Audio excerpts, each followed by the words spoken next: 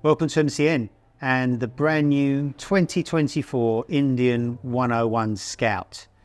Now, we've been riding this bike from San Francisco to Santa Cruz today, and it's the range topper, which is a very sporty offering from Indian, kind of inspired by their original 101 Scout from back in the day when everything was black and white. And this has got sporty suspension, sporty brakes, sportier engine.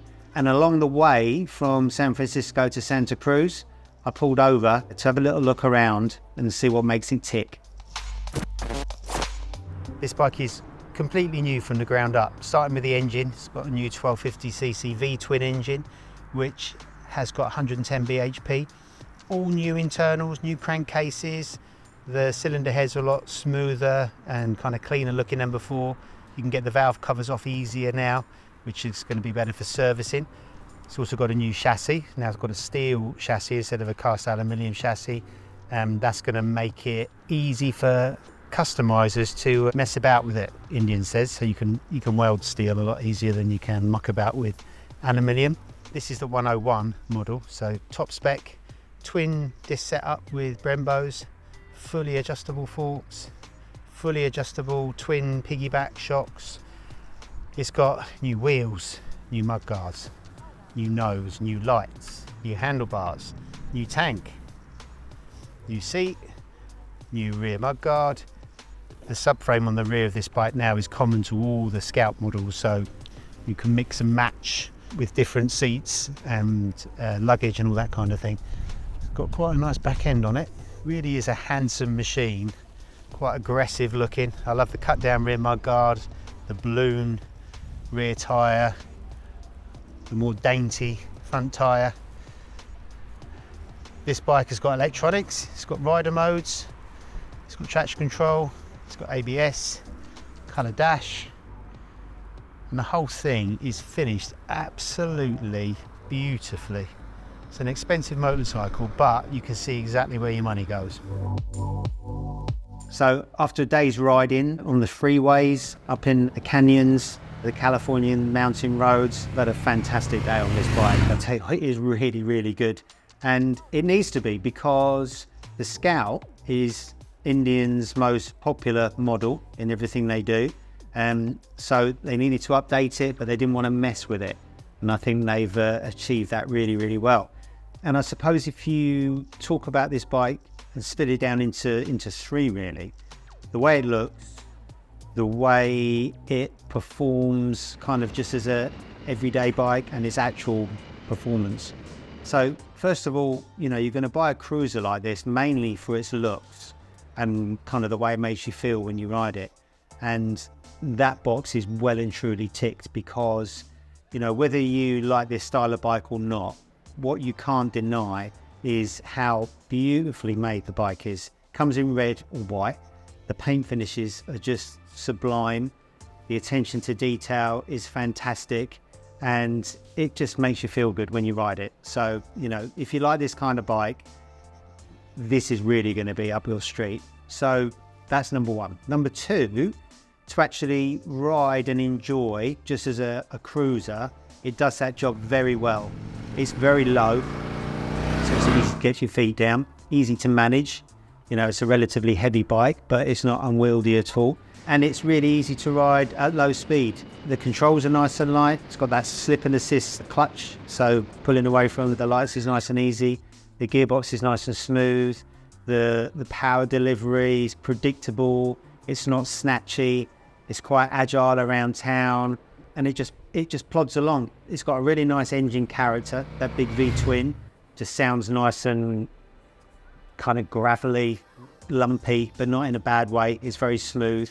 The noise isn't excessive with that new pipe. And incidentally, the new pipe, it used to have sort of stack pipes coming out the right-hand side, and that used to restrict the amount of kind of luggage you could put on the side. But now that the pipe's lower, then it allows proper panniers. If you go for the optional panniers, to kind of just cruise around on it, it's really easy and it's really nice. But the most impressive thing about this bike, and perhaps not what people are really going to use it for, but it's very, very capable of anyway, and that's how well it handles, and that's how well it goes, and that's how well it stops.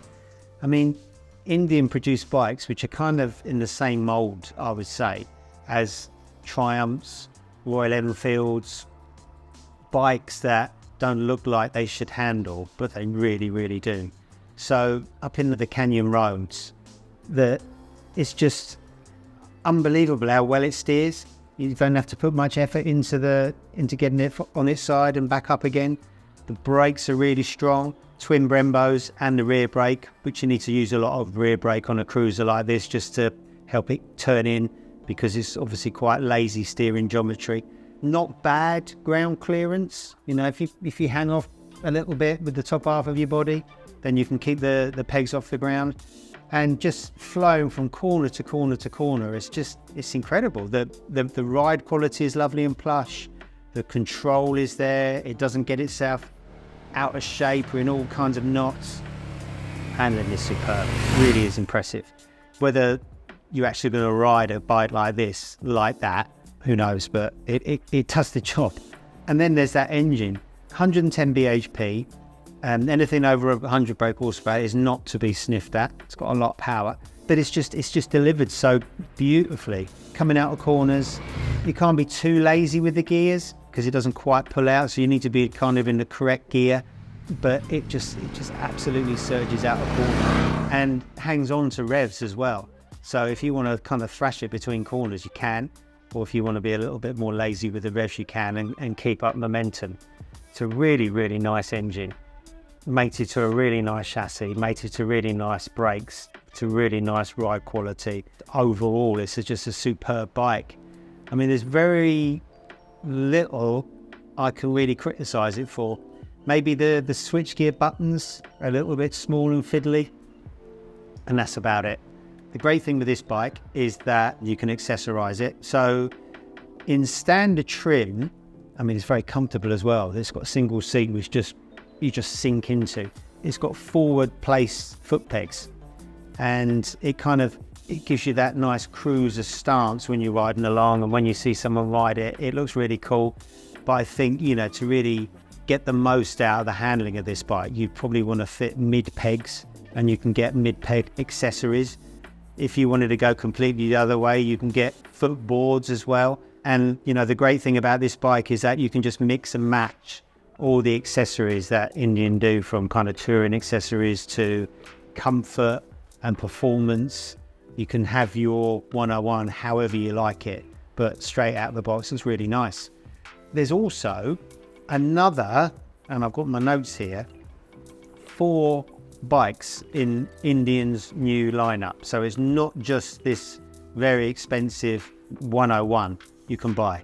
There's also still a sporty version of the Scout called the, surprisingly enough, Sport Scout, and that costs £13,395, and it's basically the same as the 101 but without the fancy suspension. It's only got a single disc setup.